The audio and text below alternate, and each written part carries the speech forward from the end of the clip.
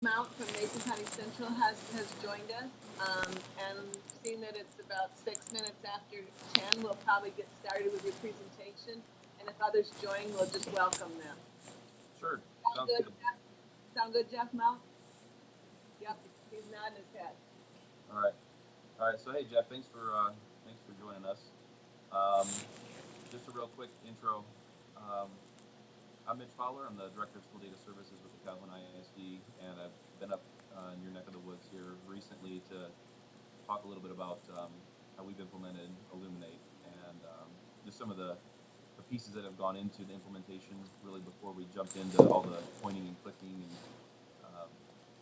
all the technical stuff about the tool. And so, Linda and her crew asked me to talk with the superintendents a little bit today about some of that background stuff. So not so much the data warehouse point and all the technical stuff, but some of the foundational pieces that we laid for us. So, and Jeff, if you want to, I think your microphone might be muted. So if you want, I don't want to miss any questions you got. So just feel free to jump in whenever you got questions.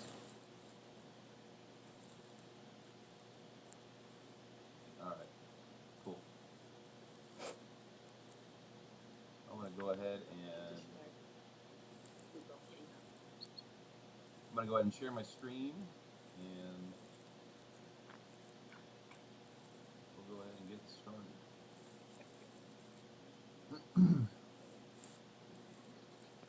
All right, can you hear me now? Hey, there. All right. Hey, it's Monday, so that's how it goes, right? All right, appreciate it. Okay. I can hear you all along. What's that? I can hear you all along. Awesome. All right, so we're gonna jump in here, and like I said, anytime, feel free to stop me and just ask any questions. So one of the things I wanted to start with is this idea. I don't know if you've seen the TED Talk from this guy, Simon Sinek. His name's down in the bottom right, S-I-N-E-K. And what Simon did is he basically developed this really simple idea, and I've tried to capture the idea on the screen. And Simon has worked with most folks in the business field about how innovative leaders can create change and kind of get people on board with them. And so his this idea is called the Golden Circle. And if you go onto YouTube and you look up Simon Sinek, once again it's S-I-N-E-K. If you look up his video on the Golden Circles, he's going to explain in way better detail what I'm going to explain to you now.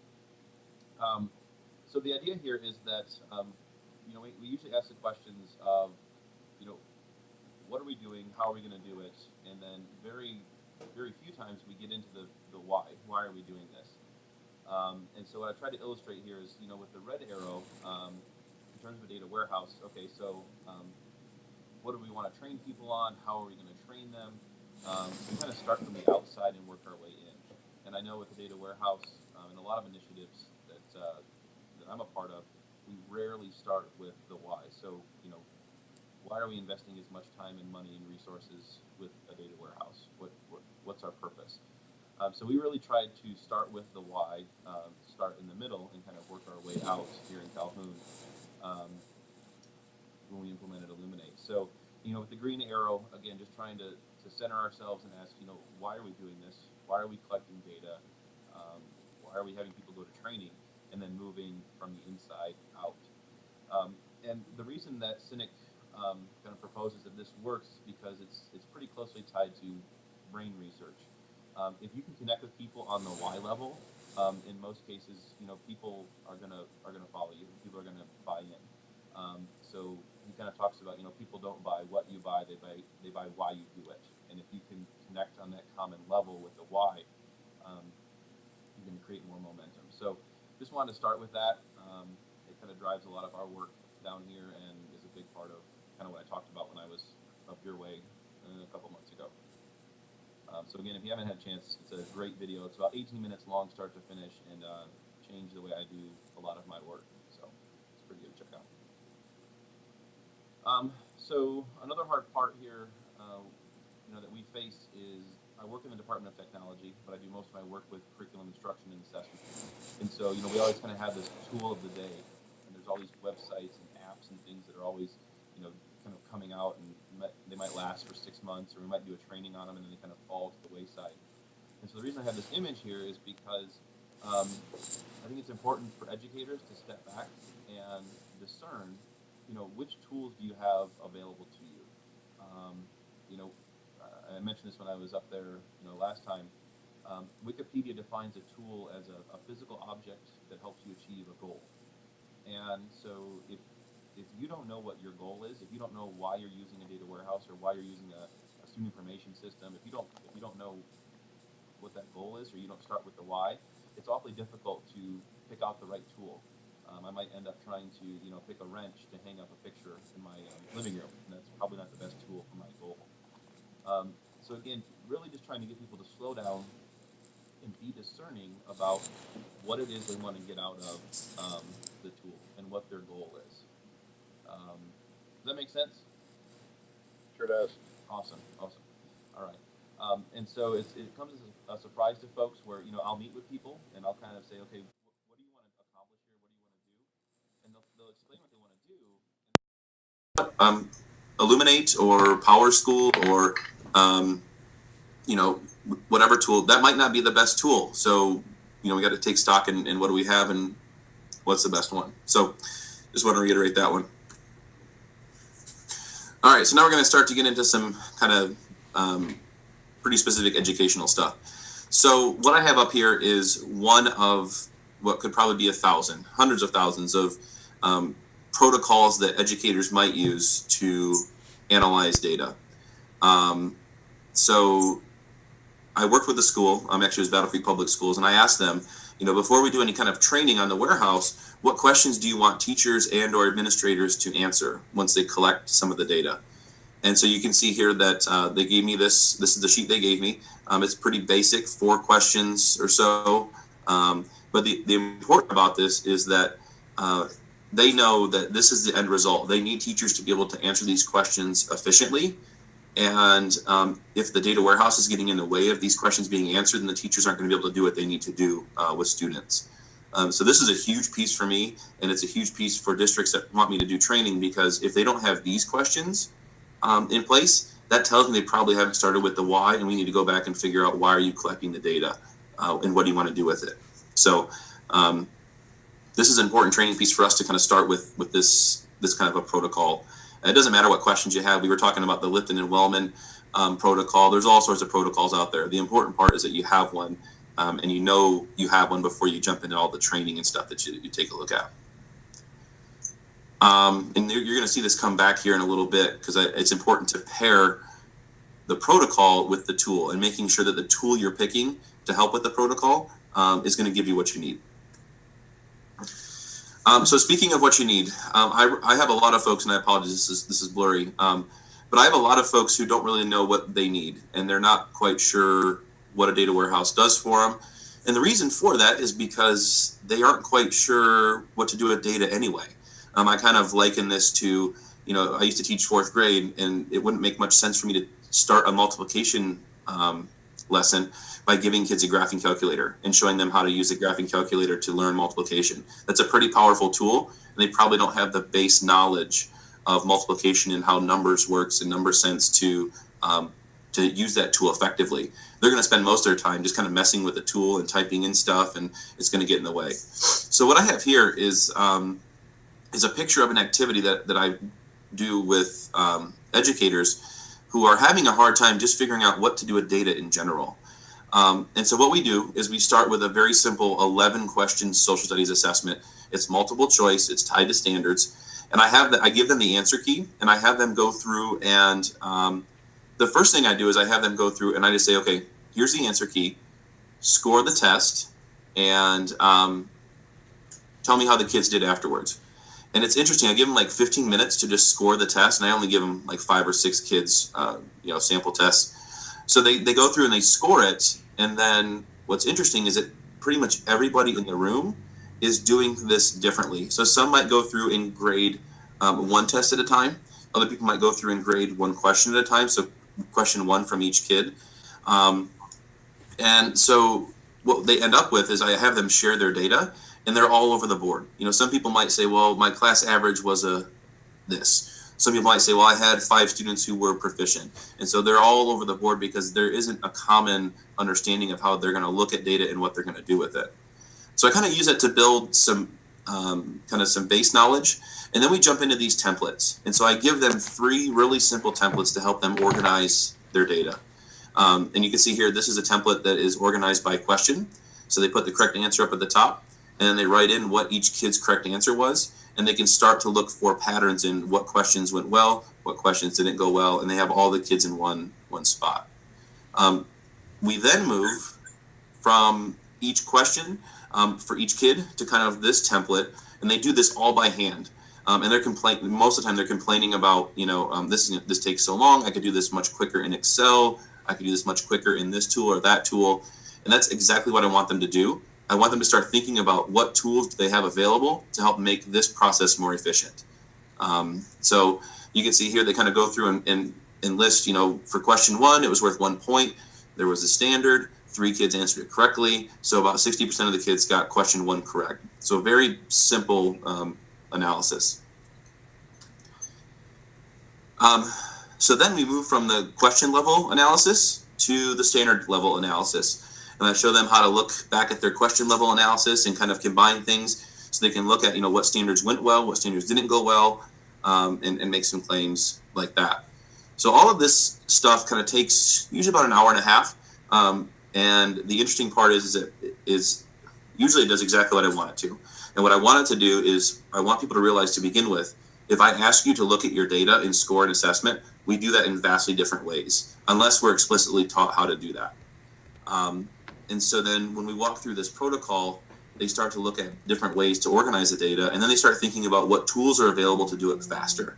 And the nice part is when they do it by hand, they definitely see the value add for some of the tools like a data warehouse or something like Excel, because without knowing what it looks like to do it by hand, they don't really have the appreciation for what a tool like that can do for them. So I'll kind of pause, and if you have any questions, feel free to shoot them at me. We're going to change directions here in a little bit. Any questions about that process? Oh, pretty straightforward. Okay, excellent. The big takeaway here is really just asking, to what extent have your staff been explicitly trained on how to use data and how to organize it? And then do they have the questions and understand the questions that they need to answer? So that's the big takeaway. So all this leads to this. All the stuff that they did by hand, they can keep doing it by hand. But the point is a data warehouse should make that more efficient. And what we found in a lot of cases is a data warehouse wasn't making things efficient. It was getting in the way because people were trained, but they were trained on every single button and point and click in the data warehouse. They weren't trained on specifically what do you need to know to achieve your outcomes that your district or your building has set up for you. So that was the important part to drive home there. So now, here's the beautiful part. We're going to come back to that same protocol, the questions that people want to have answered. So what I have here, you can see what's changed, is I have given the name of a few reports. So these are names of reports that actually come from Illuminate. So if I know that these are the questions that you want to answer, I can say, oh, well, these are really the only 2 or 3 reports that you need to know. I don't have to train you on understanding all 20 reports or all the features of the system. I can zero in on what reports do you need to get the information and get out of the warehouse and do what you need to do. Because really the majority of this time should be with kids and with peers discussing, not muddling through all these reports in the data warehouse. So this was important for us to make that connection between how does the tool help you achieve the goal of answering these questions. It was interesting. I had a curriculum director who, when we talked about this, he said, I kind of assumed that once we got all of our data in the data warehouse, our PLCs would just kind of take care of themselves. We'd have better grade level meetings and this and that. And when he looked at this, he realized, what, the tool is only going to answer about half the questions. There's still other questions about, how we provide the time and support. I mean, there's no magical report that's going to say, well, here you go. Here's how you should rearrange your schedule, and here's how you should provide your support.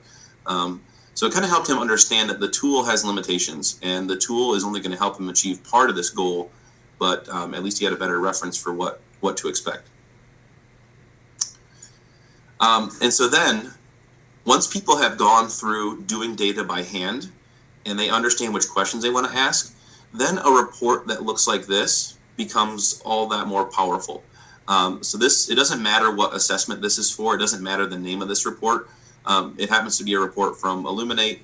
But the nice part is that teachers can say, okay, it's red, it's green. So each row is a kid. So some kids got this part, some kids didn't get that part.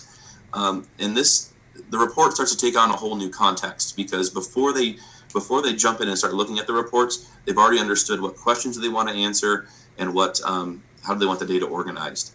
So this is where, if we do training and we jump right into the reports and we start showing them all these reports and they don't care and they don't see a need, then we're not starting with the why. We're just hanging out in that outer circle of, what is this and how do you get to the reports? We're not getting into the middle part. So, I'm going through this pretty quick. If you're following along, that there's not much left to this presentation. So I'm going to end with this piece. So most people, hopefully, have an assessment calendar. That is to say, they have a document that they lean on that says, within our district, these are the assessments that we're going to give. This is when we're going to give them. And they kind of go from there. Now, most of my districts have what you see here. So they can say, within kindergarten through 5th grade, we're going to give a Fontes and Pinnell assessment. We want you to administer the test between this window. We want you to enter the data between this window, and then we want you to do some kind of analysis within that window. And that's okay. Don't get me wrong. I mean, I have a few districts that don't have something to this detail, and that makes supporting them even more difficult. So one of the cool things that people have done this year with Illuminate, they've taken their assessment calendar and they have added links to the actual assessment. So I'm going to go here and click on this, and you can kind of see. So what that link does is it actually takes me to, let's see here, once I log in. So it actually takes me to the assessment. Now, it doesn't matter. This is a reading assessment. You guys might have DRA or whatever. But just that simple little step of linking the assessment in the assessment calendar and having teachers just click on it and go right into Illuminate to enter the data or look at the reports, that's been huge.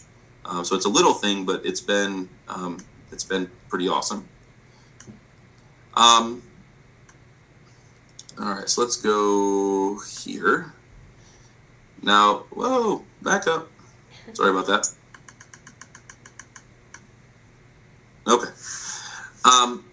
So this next row that I just put in here is really where I'm trying to get folks to go next. And I got maybe 3 or 4 districts that are doing a good job with it. Others it's taking a little bit longer to bring along. So in addition to what you see up here, let me go full screen here real quick. There we go. In addition to this row of information, they're starting to add this stuff. So for Fontes and Pinnell, what questions do we want teachers to ask? What questions do we want principals to ask? How about central office? And these are just, these aren't the best questions in the world. They're sample. But the point is that the district has thought about, is this assessment important enough that teachers, principals, and central office folks should be doing something with it? If the answer is no, then you might ask yourself, well, why are we collecting the data on it? And does it need to be an official required assessment? So we have those questions that have been pretty powerful. And then the reports to assist. So this column ties in this part right here. So which reports do we want teachers and principals and district level folks, which reports do we want them to use to answer those questions? So again, we're tying the tool to the purpose. So if we click on, go ahead, you have a question? Nope. Okay. All right. I thought I heard somebody had a question. So if we click on Teacher Overview and we go ahead and log in again.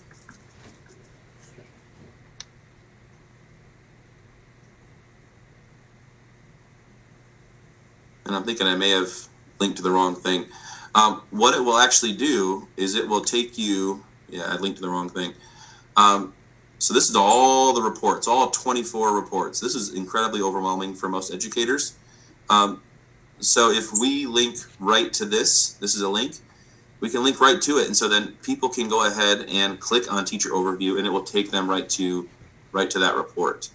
So again, the reports are cool, but if you jump right to the reports, then you're going to lose a lot of the context and a lot of the why behind it. So I think this piece right here is really where we're trying to move folks, is to have a comprehensive document that says, here's what we're going to collect, here's when we're collecting it, here's what you should do with it, and here are the resources from Illuminate that can help you do all of that successfully. So let's see here. Yeah, that's really all I have. That's a little bit about what we've done here, and we still got a long way to go, but that's a little bit about what we've done in Calhoun, Berry and Branch County, actually, to try to start with the why and get that whole kind of base built for this work. So what questions do you have? Mitch, my question would be that who is doing this work, this big work at the local districts in your area? Who is doing the you set up the why and the whole framework and stuff? Who is doing that work? And is it the principals? Is it I don't know if anybody even has curriculum coordinators anymore. Yeah. Who's doing that work? That's a great question. So, Jeff, we have I work with 21 school districts, and we have districts that have anywhere from 7,000 kids, K-12, and I got one that's got 190 K-12. So we're all over the board. So we have those situations where we have the superintendent is also the principal, is also the technology director, all that. The bus driver. Yeah, absolutely. So to answer your question, in some cases where there's a curriculum person, it's the curriculum person who's doing it. I'm going to say in most cases, it's the principal. And then the principal is working with a team of lead teachers or school improvement team, to really just say, hey, what are we collecting? Why are we collecting it? And that conversation has been really well received by teachers, because what usually ends up happening is once they start taking inventory of what they have, they realize they don't need to collect some things, and they can take some things off teachers' plates. And that's a pretty big win for them. So that's usually how it looks for us. Well, you mentioned efficiency in your presentation, and we certainly have to have that and demand that, because for us, and I'll say in our ESD, every one of us are in that. It'll be our principals probably carrying the mail here, with setting those things up. And so, if we work collectively as a group in the ESD to, get that framework set up, so our principals, because putting more on, we don't call it the plate. It's not a full plate; it's a full platter. I like the many hats that come with being a principal in our area. We're at a max 2,000, and down to the 190 that you're referring to too. And it's our wearing multiple hats, And we've talked about in our district there at Mason County Central being as efficient as possible too, because we can't just. It's not our life to just sit and dabble with numbers and play with the data. Yep. Love to do that. In my role, I can't just do that. I can't expect my principals to. So as we learn from best practices like Calhoun and such, I think what we'd want to know is, hey, you've got some of these frameworks set up. How easy is it to us to learn from that and then transfer that over to what our principals can do? So we don't have to reinvent the wheel. We can learn from practices. So that's what I would demand. Yeah, and I know, I think it's over in West Shore. They have you guys have the assessment class going on where they're kind of taking a look at, what assessments are available and quality assessments. And, that's a huge piece for us, and one that I think we need to revisit, because, what we're finding is, elementary teachers or anybody, they're collecting this data because they think that administration wants to do something with it, and then administration will say, well, no, I thought you were collecting it because you want to do something with it, and then there's like, oh, well, maybe we don't need to collect it, and so that's really where I think revisiting that, comes down to an efficiency issue. When you mentioned the Simon Sinek, we use that as one of our introductory videos for our multi-tier system support work here at Mason County Central, because it is starting with the why, and because otherwise, why do you do it? And so, it really has grabbed traction with our group. I want to make sure they're doing the right work, and not just doing the work for the sake of, compliance and, hey, we need to send this report to somebody, and I agree. I think some of our teachers sometimes thought, well, we thought you needed that information. Like, well, no, actually, we thought you need that information. So when you say it definitely connects with where we are, and, because a lot of times we feel like we're grabbing data just to comply, just to send this report into somebody who's going to look at it someday. But I want it to be at the grassroots level. I want it to be in my teacher's hands. But I've talked about with, you mentioned hitting all the buttons and all the things and stuff and doing those. I was a principal when we used My Tracker. I don't know if you remember that, but Tracker, the package, and you could have a million reports out of that one. But as a principal, I really narrowed it down to, because I did dabble a lot, I narrowed it down to about 5 reports that made a difference for me, and I worked at narrowing it down to 2 or 3 reports that made a difference in the classroom. Yep. And it was easy access to those things, because otherwise it's really an elephant to eat, and you can't eat the whole thing. And so that's really what I'd be looking for in Illuminate too, is, give me those basic reports, because the real experts and the people that are really into it, they're going to start dabbling and they're going to expand that search and, start using more and more of the product or the tool. But what is the foundation for what do my principals need? What do my teachers need? What do I need as a district level? And so that's really what I would want to do, is pare it down, because it is a big tool and it's got a lot of great features to it, and I'm excited about it. But to start, you got to start with something that's going to be successful, create a level of efficiency for our teachers and our principals, so they can do some snapshot work, and that'll get them excited about the tool to start expanding that work, and that's really what, just from my own experience and what I'm hearing from the staff is, give me the basics so I can get working on it, and that's what we're going to work on. So I really that spreadsheet piece of the connect, there it is. It's right here. I don't have to go and do a full search. I can just link to it right now.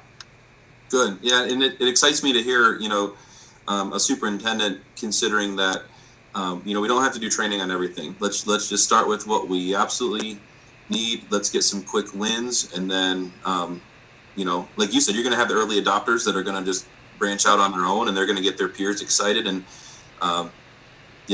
right on. I'm glad to hear somebody at your level is thinking about that.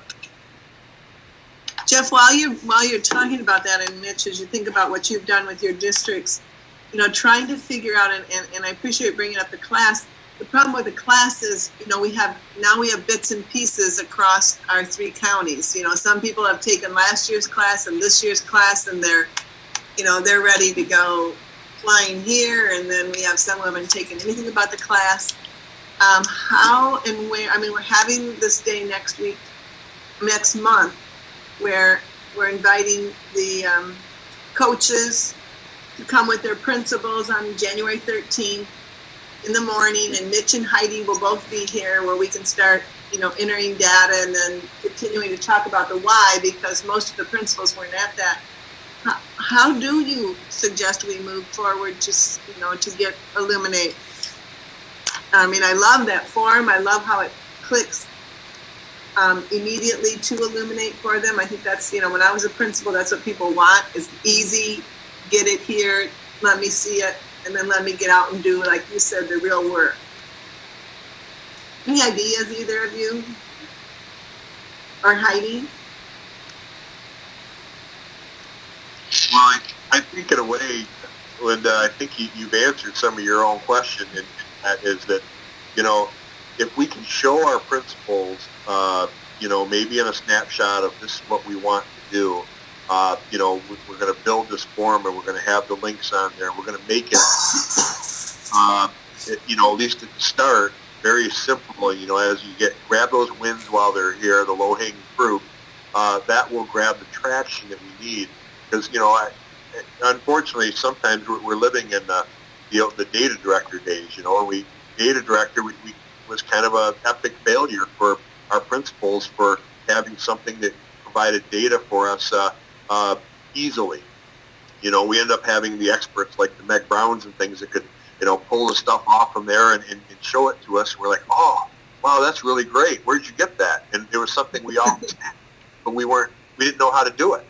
And so if we can grab some things right now, my light just went off in my room there, sorry. Now are successful, then our staff, at least our principals will get successful. So I don't know if there's something that we can do. I mean, I'm going to push my principals to be there and, have their teams there, but that really needs to be a successful day.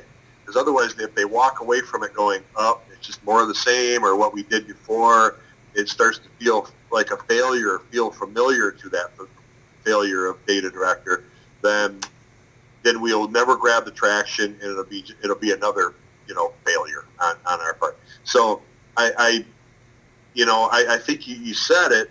If we build this template and say, folks, this is it. This is what we'll do. Because you're right, we have people all over the map right now, Linda. But we can at least get everybody on the base of that low-hanging fruit piece. I think that will grab the traction we need. Yeah, just to piggyback off of that, I think and we talked before Jeff joined us about some work up front that we might do with that group.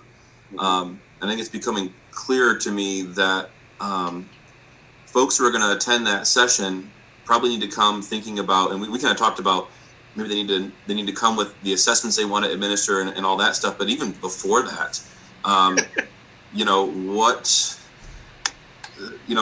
talking with your principals and principals talking with superintendents, as a district, well, why? So why are we doing this? But then also, what does our assessment calendar look like? What questions do we want to answer? I mean, Heidi, I'm thinking that could be incredibly powerful to have people come with, hey, these are the questions that I need to have answered with the data.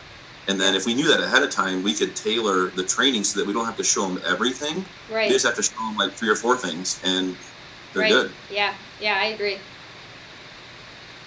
3 or 4 sounds good compared to everything, Yeah. Because it's and if you know this, if they don't use it, they lose it. So it's got to be something that's very usable right now. Obviously our folks here, and frankly in our ESD wide, are use NWEA, and but we use ERA and DIBELS and all those things that our elementary teachers are they want it at their fingertips. We want to be able to portfolio kids, and basically say, hey, this is a snapshot of Johnny. This is how we did in these things. Triangulate data, not have a data point, but several pieces of data that more accurate picture of Johnny in the classroom, especially when we're transferring them from classroom to classroom or grade level to grade level and such. And so those are things that will really grab traction with our staff.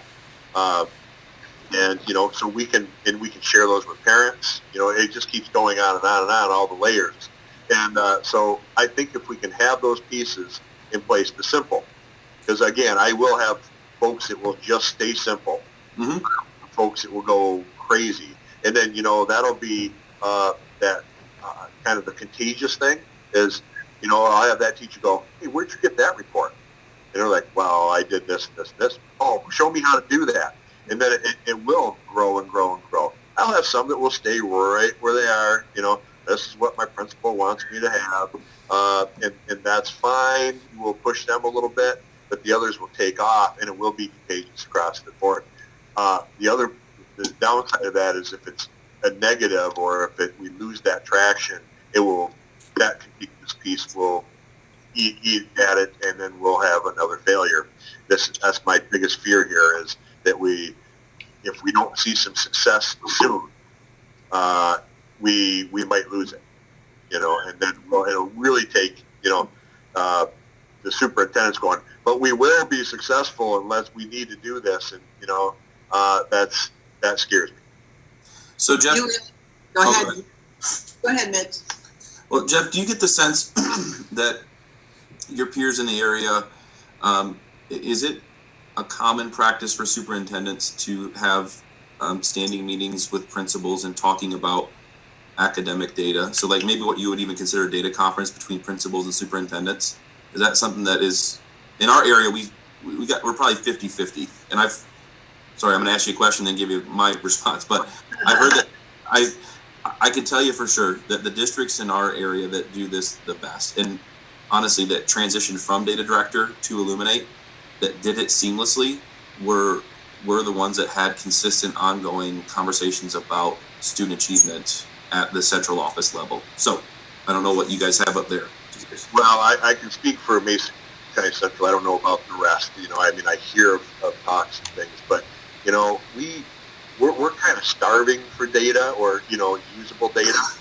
And I know Linda and Bruce have heard this from us. At the elementary level, it's really well embedded in our K2 and our 3-5 building because they've had it.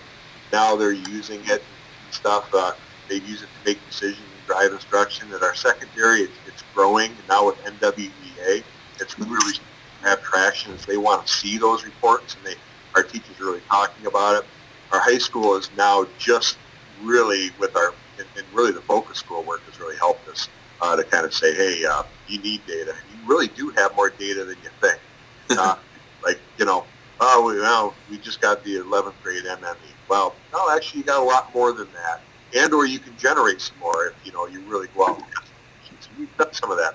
So we talk about that at the district level, but it unfortunately, it hasn't grabbed full traction yet because, again, like you are dealing with districts across Calhoun in the area of, some are not. Linda's already, some, are long ways in this thing and some are way behind. The same thing happens at the building level, to the district level, where you have some that are much further along than others. Our high school, we embraced when our elementary school became a focus school, a few years ago, that we're going to learn from this process and try to make this a K-12 piece. And what we realized was we are limited at the high school level. Then our high school became a focus school, and then we got the resources, and Bruce and stuff that kind of opened our eyes. When there's more here than we ever imagined, I should say, and we can use that stuff. And it's creating a mind shift in our district, which is good. Now we want to, when we get this Illuminate here, we want to be able to showcase that and say, I want to be down to practitioner level, not at the central office level.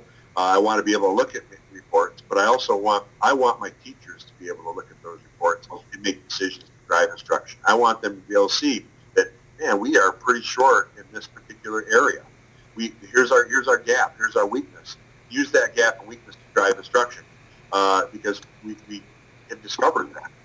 Some of our focus work is doing just that, and I think when we get our PSAT work, PSAT data back, which we're now doing, at 9th grade, 10th grade, 11th grade, we don't have that. Well, I think they did all right in 8th grade, but let's see how they do in 11th grade. Now we're going to have some of that. So we're excited about it. And if we have a good data warehouse like Illuminate to be able to really show and portfolio of kids, we'll be able to get the schedules and the teaching designed around our kids' to fill them up. Awesome. So Jeff, one of the conversations we wanted to have in our Google Hangout today with the superintendents was, what's going on in your meetings and how do we, get principals here to learn this with their coaches to move forward? Because what we're finding, Jeff, is, you still sending, your principals, but we have less and less principals at the meeting. And as you can see, we have less and less superintendents at the Google Hangout.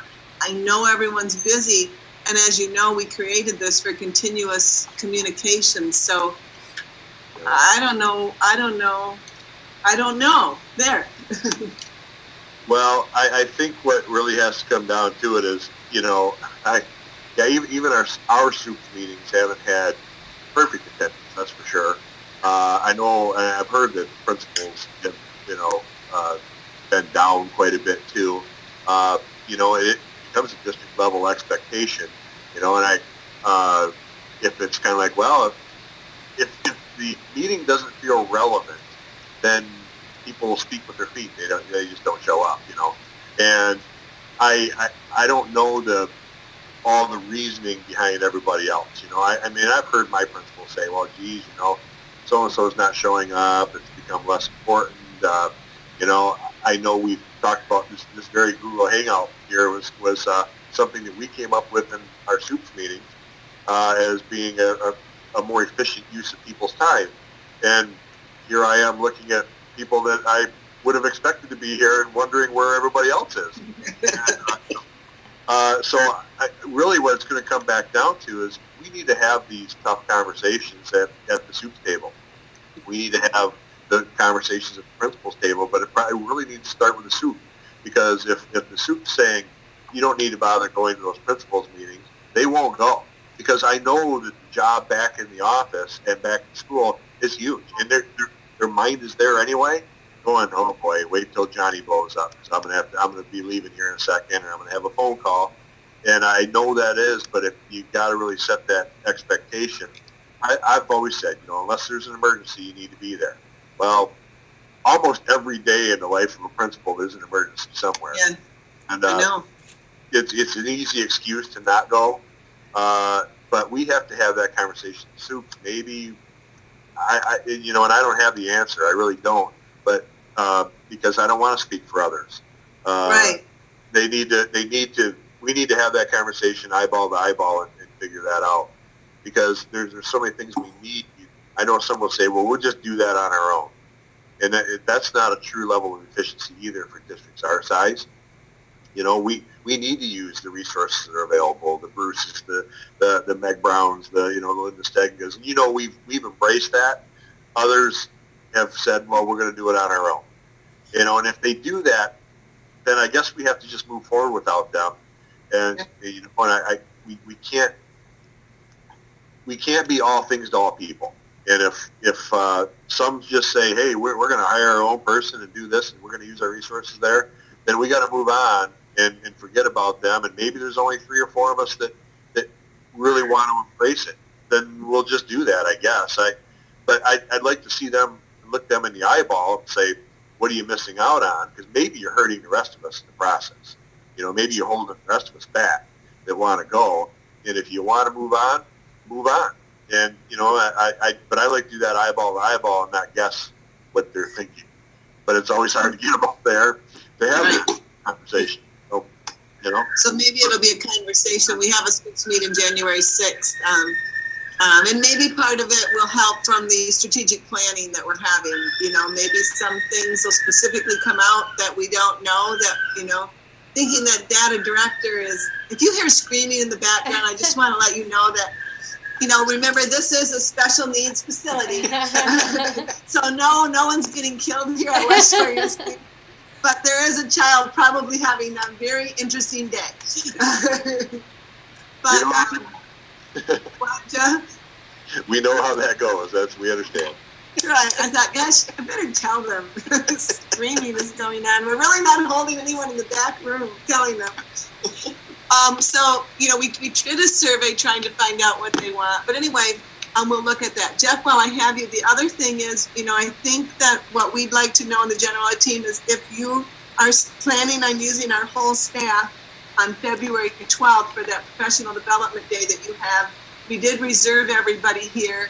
And if you do, then we probably need to meet with you as your team soon so that we can start planning what you want us to do. And maybe it'll be around data. Well, hopefully we have some that we can use. Right now, that's not even being facetious, that's fact. February 12th, we have that on tomorrow's agenda at our ad council, and we are planning on that. We did ask you to kind of hold that date. We are, as of right now, planning on using your staff. We love it. As you know, we've taken full advantage of that in the past. We'd like to continue.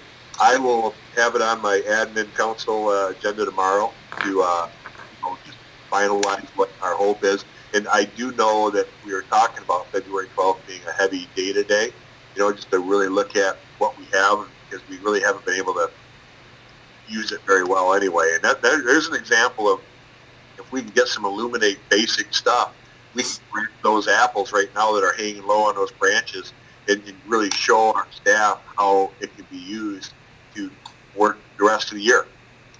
So Heidi, that's February 12th, if you want to think about seeing if you could join us on that day.